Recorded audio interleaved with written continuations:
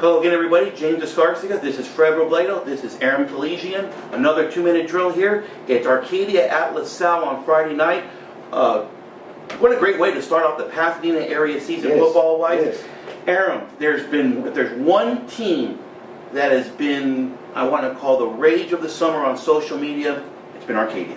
Yeah, it is. Well, you know, Coach Maxey, you know, he's one of the assistant coaches there under Andrew Pollocky, has done a good job, however he does it, of increasing the talent level there at Arcadia, and that's the case again here. And so wherever Coach Maxey is, you know, whether that's Cathedral or elsewhere, there's a lot of buzz, and justifiably, you know, he's one of the better coordinators in the area. Assistant coach is probably a guy that's going to be a head coach again someday. I don't know why we can't get that guy at Pasadena or one of the other schools, which will happen someday. But it sounds like you're alluding to is this isn't all homegrown talent at Arcadia. No, it's not. It can't be. Pull some guys in there from outside that. Not all of it. It's a great place to go for academics. Right. Arcadia has always been a football school, but you know, with the demographics in that area. Well, you remember a few years ago when we lost to Rio Hondo Prep, Fred, on an opening Friday night. That was the bottom.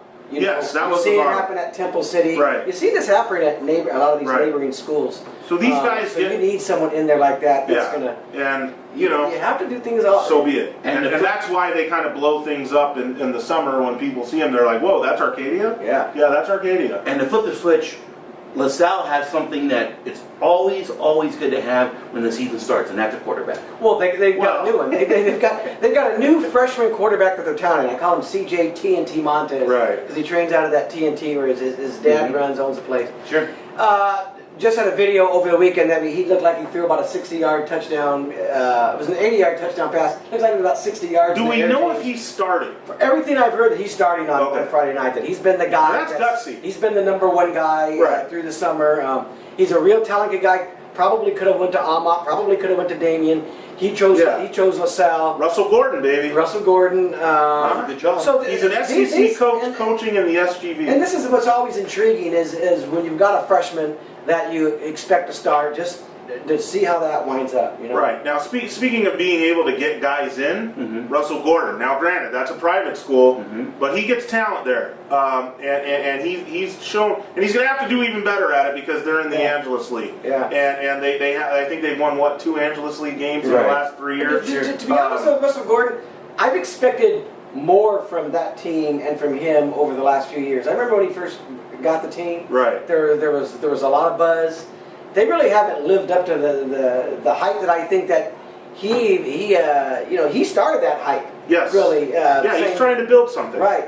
But it's hard, Fred. Lived up to that. It is hard. It's hard. Now you look at Pasadena and you think that Pasadena's a very oh God, how can I put this? A vulnerable place. You know, easy pickings where you can take a lot of the home talent and put it at LaSalle. But you're competing against all those schools out in the San Fernando Valley plus the locals, plus Manhattan, plus St. Francis. And Cathedral. St. Francis, not so much. But Cathedral and the Alamanis and the Crespies and these places where Loyola even, where Pasadena town has gone before, it's not as easy as it looks. Plus, you know, you have the kids that'll stay home and go to Muir or PHS. So it's an uphill battle. I just want to mention that the guy Freddie's talking about, CJ Montez, Freddie, listed on Max Preps as 5'4", 112 pounds. Yeah. I heard that he's pretty small. Whoa. But he's not. I don't think he's that small.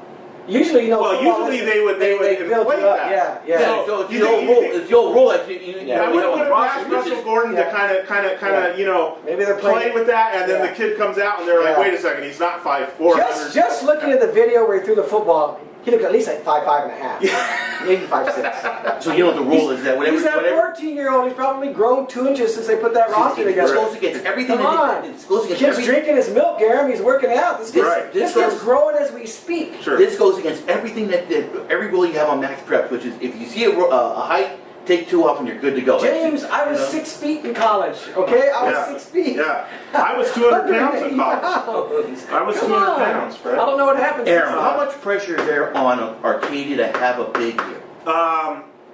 Well, you know, I mean, last year they went 9-3. You know, so obviously that's 12 games. They went a couple rounds in the playoffs.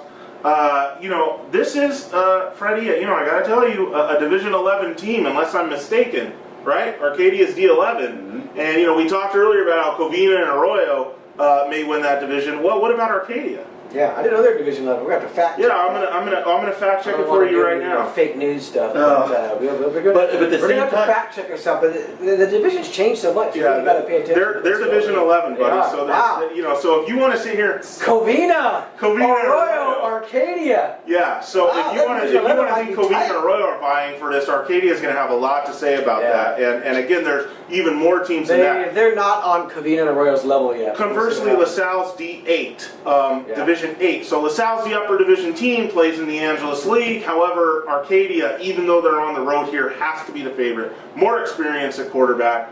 More experience. They got a kid. We've talked about this guy. He's a wide receiver, defensive back, Rolandis Whitner. He's going to be a sophomore this year. He was the newcomer of the year last year for the area. Outstanding player, outstanding talent. Watch this guy go on Friday night. I think, yes, I've got Arcadia in this game. I think they're just more advanced at this point. I'm going the other way. And this is an important game in the area because there have been Arcadia guys that left to go to LaSalle in the past. And I think Gordon knows this. I think Coach Maxey, Coach Pollocky, they know this. Good. These are teams that are vying for the same player. You need a little of that. Going. I'm taking LaSalle. Are you really? I'm going with the freshman in week 0 at home and Russell Gordon. Yeah. As good as Arcadia is, I'm going with LaSalle. Yeah, that's going to be one of the things to keep an eye on Friday night. Just how our boy CJ Montez does. First, we need to make sure he's actually starting. Yeah. And then we'll see I'm what going to go out on a goes limb from and there. say he's starting. So, I think they just kind of phrased it earlier. This is one of those games you want to follow on Friday night with Fred and with Aram on Twitter, on the blogs here. We'll have all the coverage for you on Friday night. It's Arcadia versus LaSalle. We hope that it turns out to be the game that these guys expect it to be. Shootout. It'll be a shootout? Shootout, yes. We'll call it there. Guys, make sure you follow these guys on social media and on the blogs and here on the Tribune website. Thank you.